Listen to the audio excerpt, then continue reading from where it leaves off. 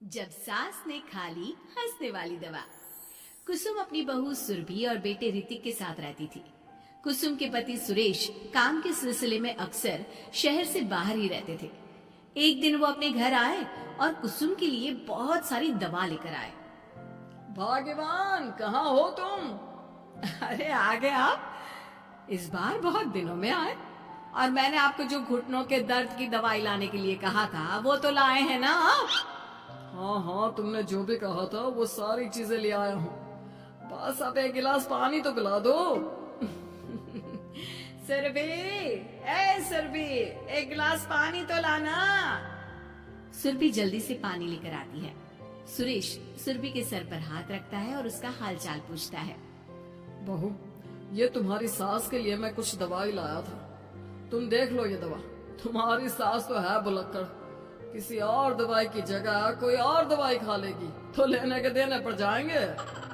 सुरेश एक एक करके सुरभि को दवाई बताने लगा। देखो, ये घुटने के दर्द की दवा है। ये घुटनों के दर्द के लिए मालिश का तेल है। रोज रात को मालिश करनी है इससे। ये बीपी की दवा और ये कमर दर्द की। एक दवाई की शीशी हाथ में लेकर कहते हैं, लेकिन ये दवाई किस चीज की है? लगता है मेडिकल वाले ने गलती से दे दिया।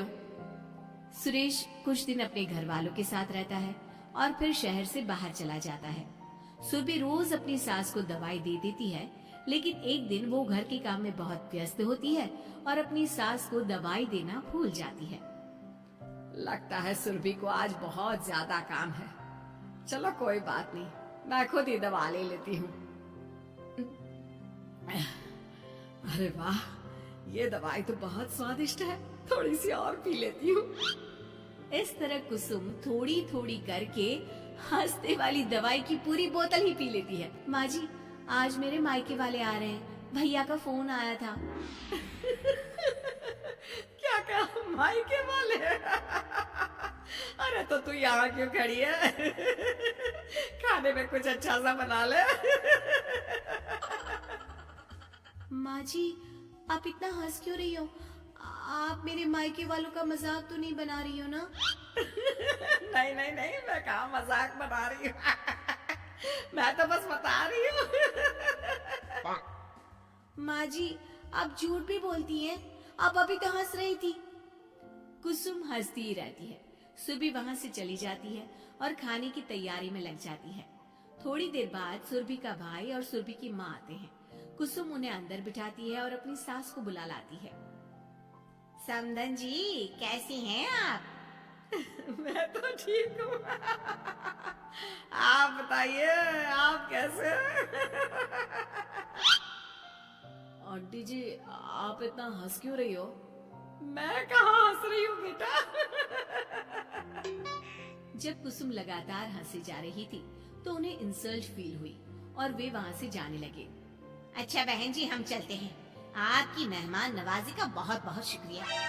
सुरभि की माँ जा ही रही थी, तभी उसका पैर फिसल गया और वो बहुत तेज गिरी। माँ, आप ठीक तो है? अरे बहन जी, आप ठीक थे? आपको चोट तो नहीं लगी ना? आप मुझसे पूछ रही हैं या मेरा मजाक उड़ा रही हैं? बहन जी, पहले तो आप इतनी बदतमीज नहीं थी, लेकिन अब क्या हो गया है आपको? माँ, आप ठीक तो है ना? अंदर चलिए, मेरे कमरे में आराम कर लीजिए। नहीं सुरभि, हम जा रहे हैं।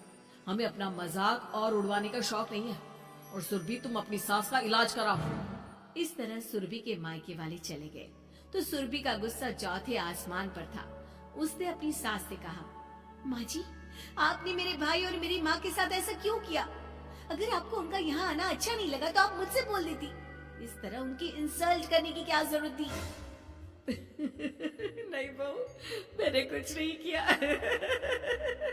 अरे भला मुझे क्या पड़ी है जो तेरे घर वालों का मजाक उड़ाऊंगी?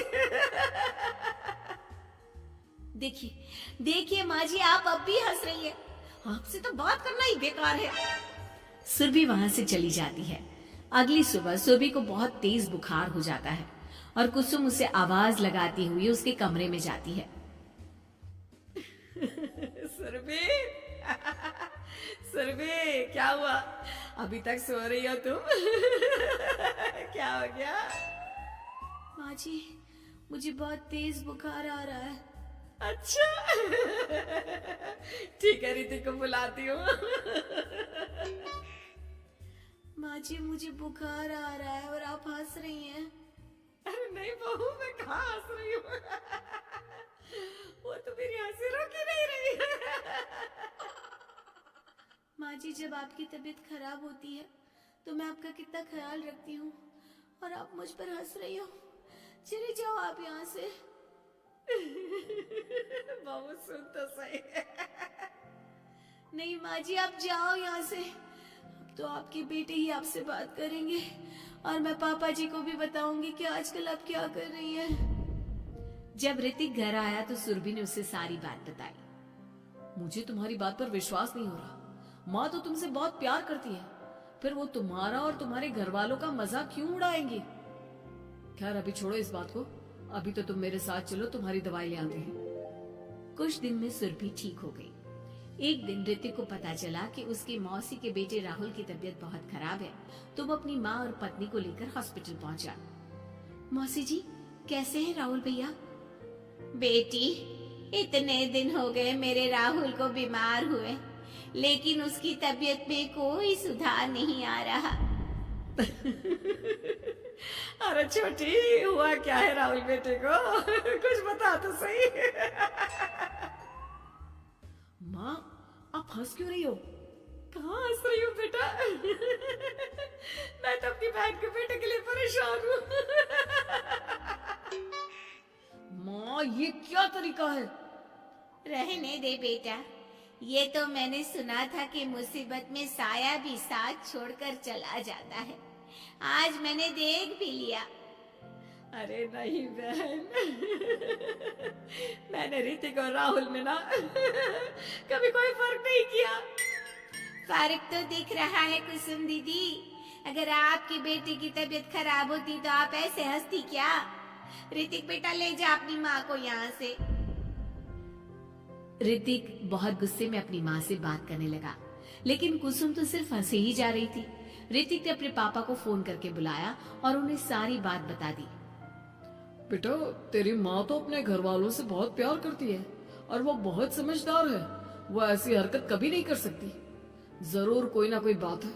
कल मैं उसे डॉक्टर के पास ले जाऊंगा।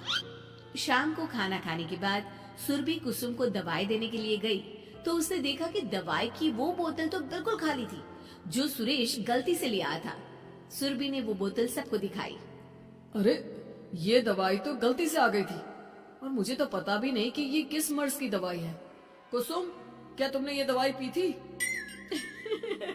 हाँ जी, एक दिन जब वो काम में लगी थी ना, तो मैंने ये दवाई पी कर देखी थी। मुझे दवाई बहुत स्वादिष्ट लगी तो मैंने सारी पी ली।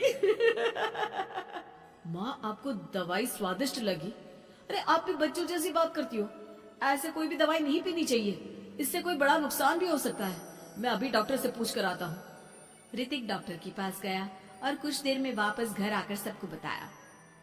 माँ ने जो ये दवाई खाई है ना, ये हंसने वाली दवाई है और माँ ने एक साथ बहुत मात्रा में दवाई खाई है, तो इसका असर थोड़े समय तक तो रहेगा। उसके बाद माँ बिल्कुल ठीक हो जाएगी। अच्छा हुआ जो तू डॉक्टर से पूछ कर आया, नहीं तो हंसते हंसते मेरा पेट ही दुख गया है। तुम जब तक पूरी तरह ठीक नहीं हो जाते घर पर ही रहना, और घर पर कोई मेहमान आए तो उससे बात मत करना। आप ठीक कह रहे हो, मैं ऐसा ही करूंगी। अब मैं बिल्कुल हंसूंगी। कुसुम की बात सुनकर सभी हंस पड़े।